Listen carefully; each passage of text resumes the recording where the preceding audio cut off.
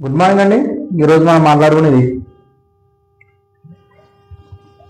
Vallabhaneni Vamsi, next Nandigama Suresh గారు, అలాగే వాసుదేవరెడ్డి గారు, ఇలా వైసీపీలో నాయకులు కొంతమంది అరెస్ట్ అయ్యారు.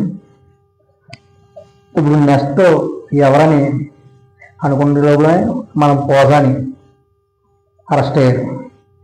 ఆయన ఎట్లా మాట్లాడాడంటే పవన్ కళ్యాణ్ గారు కానీ, చిరంజీవి గారు కానీ, చంద్రబాబు నాయుడు గారు కానీ, లోకేష్ గారు కానీ, ఆయన మాట్లాడిన మాటలు యూట్యూబ్లో ఉన్నాయి. ఎవరో కూడా దాన్ని యాక్సెప్ట్ చేయరు. అలాగే ఎప్పుడన్నా చంద్రబాబు నాయుడు గారు, లోకేష్ గారు తిట్టారంటే ఇప్పుడు ఆయన ఏం తిట్టలేదు.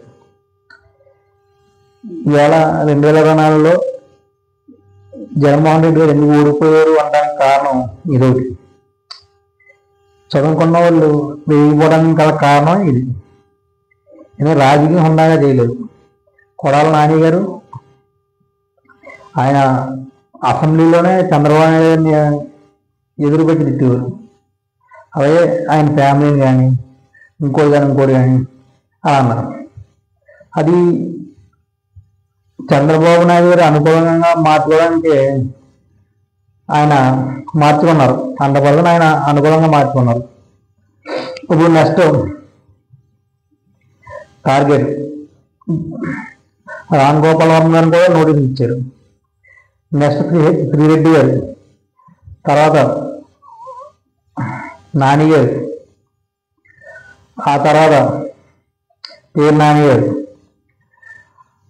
ఆ తర్వాత గుడివాడ అమర్నాథ్ గారు, ఇప్పుడు దువ్వాడ శ్రీనివాసరావు గారు, ఇలా వీళ్ళందరూ కూడా వరుసగా లెక్కలో ఉన్నారు. ఏ ఒక్కరిని వదలము అంటున్నారు.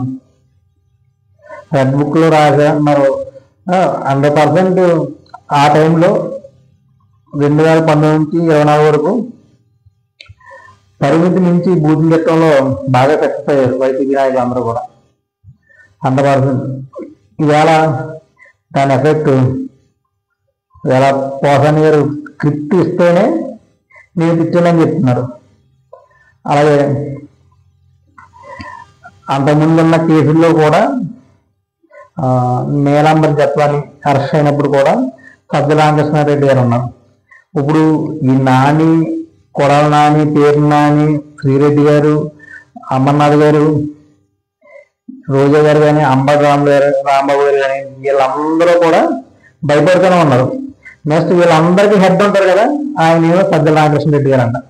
పోసాలని ఏం చెప్పారు, స్క్రిప్ట్ ఇస్తే నేను చదివాను, ఆయన పిట్టమని నేను తిట్టానని చెప్పారు పోలీసులు. అంటే రాజకీయం ఎలా చేయకూడదు అన్నది నేర్చుకుంటున్నారు టీడీపీ వాళ్ళు ఇప్పుడు. ఎందుకంటే వాళ్ళు తిట్టిన ఏం మాట్లాడలేదు. ప్రభుత్వం చిన్న నెల అయింది, వాళ్ళు తిట్టినా సరే వీళ్ళు మాట్లాడకుండా రాజకీయం రెడ్ బుక్లో ఏం చేస్తే అది. వేళ పవన్ కళ్యాణ్ గారు అన్నారు కడ్డాయిలతో నిలబెట్టి పోస్ట్ తీసుకెళ్తా అన్నారు. ఏమో చేస్తారేమో, అలా చేస్తారేమో చూడాలి.